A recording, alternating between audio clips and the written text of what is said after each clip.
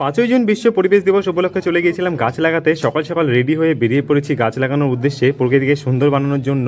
আর সেই জন্য আমি টোটো ধরে চলে গেছি, তো পরে অবশ্য আমার স্কুটি নিয়েই চলে যেতে হয়েছে। যাই হোক, এখানে একটা নার্সারিতে চলে এসেছি, বিশাল বড় একটা নার্সারি। আমরা এখানে 10টা গাছ নিয়েছি, কৃষ্ণচূড়া নিয়েছি, কুল নিয়েছি, রাধাচূড়া নিয়েছি, পেয়ারা নিয়েছি আর তেজপাতা নিয়েছি। আর এগুলো নিয়ে চলে গেছি রাঙাপানির একটা সুন্দর জায়গাতে, ফাঁকা বিস্তীর্ণ এলাকায়। এখানটায় এত সুন্দর মাটি, এখানে গাছ যে কোনো সুন্দর হয়ে যাবে।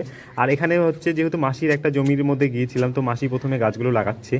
প্রথমে দুটো কুল গাছ লাগিয়ে দিল, তারপর এখানে একটা বিশাল বড় সাইজের আম গাছ নেওয়া হয়েছে, এই আম গাছটাকেও লাগিয়ে দিয়েছে। ছোটবেলা থেকেই বরাবরই আমার গাছ লাগাতে বেশ ভালো লাগে। আর হচ্ছে আমাদের বাড়িতে এখন জায়গা না থাকাতে খুব মুশকিল হয়ে গেছে গাছ লাগানোটা, তবুও আমরা যতটা জায়গার মধ্যে পেরেছি পুরো পরিমাণে গাছ লাগিয়ে দিয়েছি।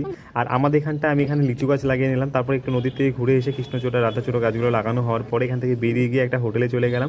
হোটেলে গিয়ে ইলিশ মাছ আর খাসির মাংস দিয়ে জমিয়ে খাওয়া দাওয়া হলো।